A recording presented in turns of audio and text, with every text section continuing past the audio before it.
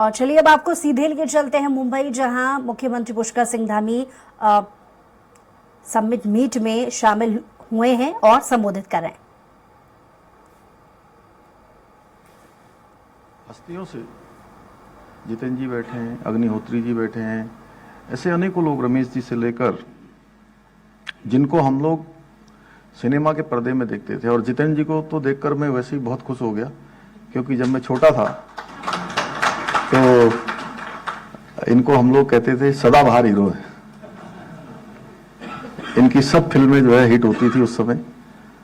और चूंकि अब तो खैर बहुत कम सिनेमा में जाकर मैं देख पाता हूं या इतना समय नहीं मिल पाता है, लेकिन बचपन में मैं बहुत फिल्में देखता था और बड़ा समय चुरा चुरा के देखते थे। तो आज आप सबका मैं देवभूमि उत्तराखंड के मुख्य सेवक के रूप में आप सभी का अपनी ओर से स्वागत करता हूं। सबका मैं अभिनंदन करता हूं कि आप सब लोग आज यहां पर पधारे हैं। और इस कार्यक्रम में विशेष रूप से फिल्म जगत के, वेब सीरीज के, ओटीटी प्लेटफॉर्म और टेलीविजन से भी जो महानुभाव जुड़े हैं, उन सभी का भी मैं बहुत स्वागत करता हूं। हमारे श्री बंशीधर तिवारी जी, इन्होंने बहुत कम समय में, अभी बहुत ज़्यादा विस्तार से व्याख्या नहीं कर पाए क्योंकि समय कम था, लेकिन इन्होंने फिर भी सागर में, वो गागर में सागर भरने का काम आप सबके समक्ष किया है। मुझे खुशी है कि फिल्म जगत सहित वेब सीरीज और टेलीविज़न से जो प्रमुख लोग हैं, उन सभी से आज यहाँ पर मिलने का सौभाग्य प्राप्त हुआ। आप सभी लोग, ज़्यादातर लोग इसमें से उत्तराखंड आए होंगे या उत्तराखंड के बारे में जिन्होंने सुना होगा, तो उत्तराखंड अपने आप में एक देवभूमि है। और देवभूमि इसलिए कहते हैं कि उत्तराखंड में चारों धाम, बद्रीनाथ जी, केदारनाथ जी, गंगोत्री, यमुनोत्री और ऋषिकेश, हरिद्वार से लेकर अनेकों स्थान। और अभी अभी आपने देखा होगा, पिछले दिनों हमारे देश के यशस्वी प्रधानमंत्री आदरणीय मोदी जी आदि कैलाश गए थे, जौलीकोंग, जो लगभग 18,000 फुट से भी अधिक हाइट पर है। और वहां पर आदि कैलाश और पार्वती कुंड एक बहुत ही ऐसा स्थान है जिसको कहते हैं कि भगवान भोलेनाथ का निवास इस स्थान पर है। और जब हम डेस्टिनेशन की बात करते हैं, इन्होंने अभी आपको थोड़े से डेस्टिनेशन दिखाए यहाँ पर।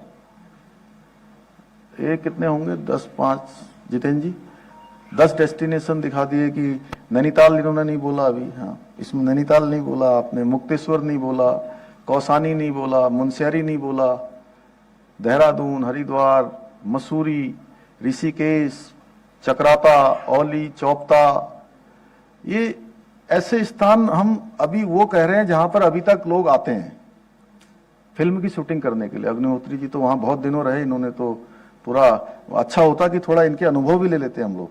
जिन लोगों ने वहां पर काम किया है उनको कैसा लगा। तो मैं चाहूंगा कि मेरे बोलने के बाद अगर 5 मिनट आप भी बता देंगे तो कोई दिक्कत तो नहीं है।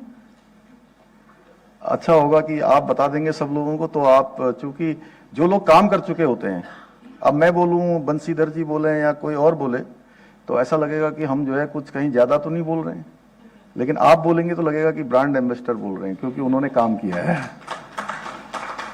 तो उत्तराखंड में जब हम डेस्टिनेशन की बात करते हैं तो इतने सारे डेस्टिनेशन है कि जिधर जाइए आप उधर ही आपको एक नया डेस्टिनेशन दिखाई देगा।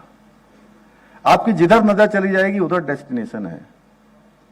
देखिए, पर्वतों से आच्छादित है, पूरा पर्वतों से आच्छादित है, हिम की चोटियों से आच्छादित है, ग्लेशियर हैं, जगह जगह झरने हैं।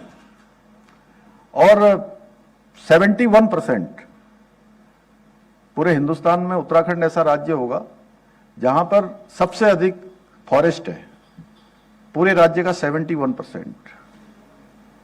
और 12 महीने बहने वाली नदियां हैं, गंगा, यमुना, सरस्वती, भागीरथी, अलकनंदा, पिंडर, गोमती, सरयू, शारदा, महाकाली, अनेकों नदियां जो पूरे देश दुनिया को जहां स्वच्छ जल देने का काम करती है, वहीं पूरे प्रकृति को जहां तक भी उस प्रकृति की जोड़ जाती है, वहां तक सब कुछ शुद्ध हवा देने का काम भी वहां से होता है। अभी यहां हम लोग आते हैं, जैसे बड़े बड़े महानगरों में जाते हैं तो एक दिन में 2 दिन में गला पकड़ लेता है। वहां का आप लोग नापेंगे तो देखेगा, हरिद्वार का, देहरादून का या हमारे वहां का एयर जो क्वालिटी है, एयर इंडेक्स, वो आपको दिखेगा तो उसका अंतर साफ साफ दिखाई देगा। तो ऐसा स्थान है उत्तराखंड। और मुझे खुशी है कि इस सालों में बहुत तेजी से हमारे यहाँ पर फिल्म का निर्माण भी बढ़ा है, शूटिंग भी बढ़ी है, वेब सीरीज बनाने वाले भी आए हैं, टेलीविजन के जो सीरियल हैं वो भी बनाने वाले आए हैं, OTT वाले आए हैं, और बहुत लोगों ने हमको अपने प्रस्ताव भी दिए हैं कि हम इसमें काम करना चाहते हैं। यह है कि हमारा राज्य एक नया राज्य है, एक युवा राज्य है। अग्निहोत्री जी अब 23वें साल में हमारा राज्य प्रवेश कर रहा है। 23 साल का राज्य है, 23 साल का युवा राज्य। तो हमारे सामने बहुत चुनौतियां भी हैं, लेकिन हम उन चुनौतियों का सामना कर रहे हैं। पहले के समय में मुझे याद है अच्छी तरह से कि फिल्म की शूटिंगें कश्मीर में होती थी या हिमाचल में होती थी, अनेकों दूसरे राज्यों में ज्यादा होती थी। लेकिन इन सालों में आप खुद ही देख रहे होंगे 170, 190, 180 ऐसी फिल्में लगातार 2-3 सालों में बनी हैं। और जिस प्रकार से आज हम इस दिशा में काम कर रहे हैं, और मेरा आप सबके बीच में आने का हेतु भी है कि न तो डेस्टिनेशन की कमी है, न हमारे पास रहने की कमी है। अब अच्छे अच्छे होटल भी बन रहे हैं, अच्छी अच्छी व्यवस्थाएं बन रही हैं, और मुंबई से तो जाने के लिए डायरेक्ट फ्लाइट है वहां पर। अभी हम कोशिश कर रहे हैं कि पंतनगर के लिए भी, अगर नैनीताल, मुक्तेश्वर, कौसानी या उससे आगे कहीं आपको शूटिंग करनी है तो वहां के लिए भी डायरेक्ट फ्लाइट हो। देहरादून और ऋषिकेश, हरिद्वार के लिए तो लगातार फ्लाइट है, लगातार। बल्कि फ्लाइट भी इतनी बिजी है कि आज हमारे साथ सब लोगों को वापस जाना था तो कई लोगों को आज के टिकट ही नहीं मिल पाए अभी।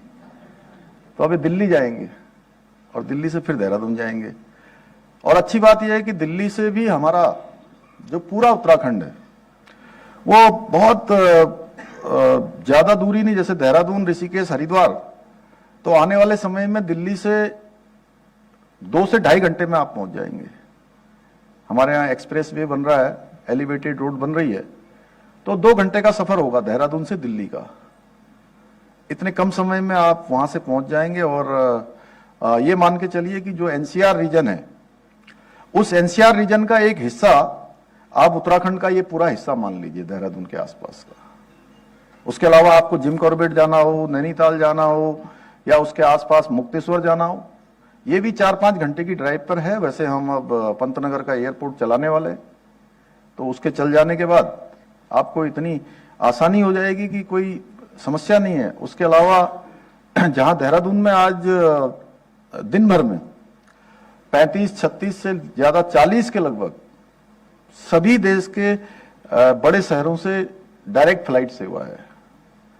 और आने वाले समय में हम पंतनगर का जो एयरपोर्ट है उसको भी अंतर्राष्ट्रीय स्तर का, इंटरनेशनल बनाने जा रहे हैं। उस पर हमारा तेजी से काम चल रहा है, तो ये काम हमारा हो जाएगा। रेल सेवाएं लगातार चल रही, रेल सेवाएं सब जगह से हैं। तो इस नाते बहुत सारी चीजें हैं जो हम इस दिशा में काम कर रहे हैं। और सबसे बड़ी बात यह है कि हमारे प्रधानमंत्री जी का जो उत्तराखंड राज्य है, उस उत्तराखंड राज्य से एक विशेष उनका प्रेम है, एक विशेष जुड़ाव है। और उसके कारण से आज उत्तराखंड के अंदर, जहां हमारे चारों धामों में जाने के लिए ऑल वेदर रोडें बन गई हैं, और उन ऑल वेदर रोडों के कारण से हमारे यहाँ पर इस सीजन में आप लोगों ने बीच में सुना होगा कि साहब वहाँ आपदा आ रही है, वहाँ लैंडस्लाइड हो रहा है, वहाँ जमीन धंस गई है, या बर्फबारी हो गई है, वहाँ कुछ लोग, अब वो मीडिया में, हमारे मीडिया के भाई भी बहुत हैं यहाँ पर, मैं उन्होंने ऐसा सब जगह उस समय ऐसी बात हो गई कि मुझे ही लोग पूछ रहे थे, अरे भाई, एक मुख्यमंत्री जी मेरे साथी मेरे से पूछने लगे एक कार्यक्रम में कि अरे वो तो जोशी मठ में तो पूरा का पूरा लगता है कि सब धस गया अर्चना जी। हिमानी जी तो आती रहती हैं, वो पीछे बैठी हैं, तो वो बोले कि पूरा धस गया जी वहां तो मैंने कहा अरे कुछ नहीं धसा, आप आइए तो वहां, और आपको बताऊं कि जब अच्छा रहता था तब हमारी यात्रा होती थी 20 लाख की, 25 लाख की, और इस बार धस गया, सब खत्म हो गया, तो अभी तक 56 लाख लोग आ गए, आज तक 56 लाख लोग। और कई बार तो आपको बताऊं कि हमको मुझे मीडिया वाले भाइयों का सहयोग लेकर मीडिया में उनसे अपील करनी पड़ती है लोगों से कि अभी मौसम खराब है, मौसम विभाग कह रहा है कि मौसम खराब है, इसलिए आप जब तक मौसम विभाग न कहे कि मौसम ठीक होने वाला है तब तक आप यात्रा करिए। तो इतना आकर्षण लोगों का बड़ा है, एक कोने से दूसरे कोने तक जाने के लिए सड़कें बन गई हैं। पहले के समय में जो आए होंगे बहुत सारे, आज मैं प्रातःकाल यहाँ नरीमन पॉइंट से लेकर उसके आसपास 4-5 किलोमीटर की पैदल सैर पर चला गया सवेरे प्रातःकाल 6:30 बजे। तो बहुत लोग। तो मुंबई के जुहू से आप मुख्यमंत्री पुष्कर सिंह धामी को सुन रहे थे, जहां वो संबोधित कर रहे थे, मीडिया से भी मुखातिब हो रहे थे। और इसी बीच बुलेटिन में इतना ही, कुछ और खबरों के लिए देखते रहिए स्वराज एक्सप्रेस।